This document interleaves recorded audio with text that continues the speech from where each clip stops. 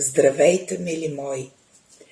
Ако името ви започва с буквата Б или искате да знаете за човек, чието име започва с буквата Б, Б като Бог, като благословени, то вие сте на правилното място в правилното време. Нека видим какво тарото на древността ще разкрие специално за вас.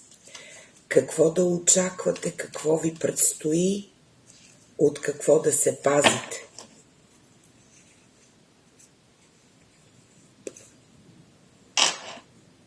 Трансформация ви очаква. Нещо си отива за винаги, за да отвори врата на новото, което ще влезе в живота ви. За всеки ще резонира по различен начин. Мислете го така, както би могло да резонира за вас. Зависи в каква ситуация се намирате. Но нещо си отива, умира завинаги. И се отваря врата за по-благоприятно и по-добро начало, започване на нещо ново. Погледнете, това е втори голям аркан. Слънцето. Отваря се врата за слънцето, за щастието, което ще влезе във вашия живот. Това е новото начало. Това е светлината, която влиза в живота ви.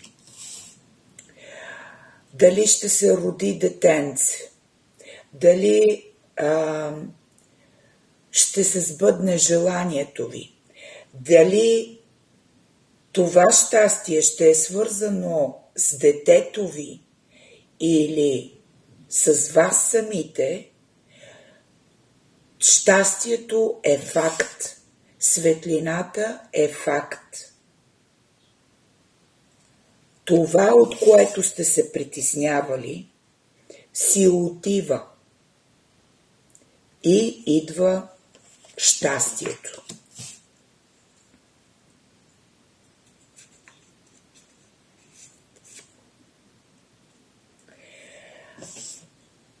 Тази карта означава преминаване от едно място на друго,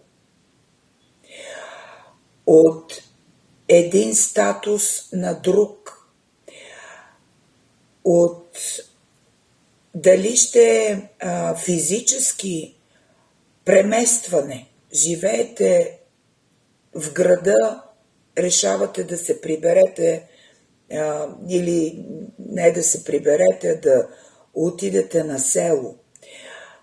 Там, където отидете и отивате, или ще отидете, ви чака по-добър живот и по-светло бъдеще. Може да е от едни отношения в други, от едно място в друго, от една работа в друга работа, от едно място и буквално и в преносен смисъл тръгвате и отивате на по-добро място за по-добро бъдеще. Решението, което сте взели, е правилно, защото тази промяна ви води към по-добро за вас. Където ви чака ново начало. Това е паш чаши. Това е успех, благополучие. Виждате ли рибката? Рибата е символ на благополучие, успех, любов, са чашите, чувства, пари. Така че там ви чака успехът и благополучието. Там, където отивате. Висшият жрец говори да имате вяра, да се молите и сте благословени за този си път. За този път, по който вървите, пътувате и се движите, към който се движите, целта, към която се движите, благословени сте. Категорично решение го взимате. Взимате го това категорично решение, защото то е било в главата ви, взимате го и го изпълнявате. Впускате го в действие. Ще бъдете уморени. Ще имате нужда от релакс, защото това е въпреки че няма да имате препятствия по пътя си, ще имате нужда от да се заредите.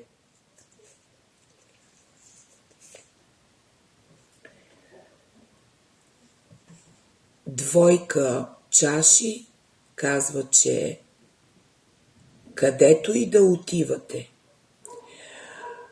ви очаква съюз, договаряне, любов. Пак казвам, в зависимост как ще резонира към всеки един от вас, ще бъде различно.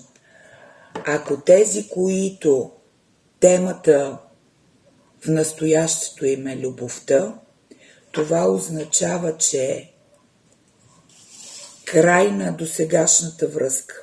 Затваряте, приключвате. Решавате, че трябва да промените нещо и взимате правилното решение, защото това, което променяте, ви донася пълното щастие. Донася ви сбъдването на мечтите ви. Отивате към по-добро светло бъдеще. Намирате любовта, а тя е кармична, защото ви очаква любов. Съюз с човекът, когото обичате. Ако става въпрос за работа, тези, за които финансите, кариерата е в момента на преден план, едно нещо, една работа, една дейност умира. Приключва се с нея. Започва се нова. Тръгвате, избирате път да се преместите. Там ви чака щастието. Удовлетворени сте. Желанието ви се изпълва. Там, където отивате. Чака ви светлина. Благословени сте за тази крачка. Трябва да вярвате и сте благословени. Имате зелената светлина от Вселената. И ви чака новото начало, пълно с успех и благополучие. Това е сключване на договор във вашата ситуация. Подписвате, сключвате договор. Планетите са наредени по такъв начин в момента, че имате зелена светлина за действие, за екшън, за подписване на договори, на покупки, на продажби, на започване на нова работа, завършване на стари любови, започване на нови отношения. И тази мисъл, която сте имали, се оказва правилна. Впускате се в действие и завършвате с благополучие, успех и щастие. Това е. Но трябва да затворите първо старото, да приключите с него. Така стоят нещата, както винаги. Б. Благословени сте. Това е, мили мои. Желая ви късмет. Пишете в коментарите при кого как се е проиграло и подействало. Казвам се Калина. Останете със здраве. Всичко най-хубаво ви пожелавам.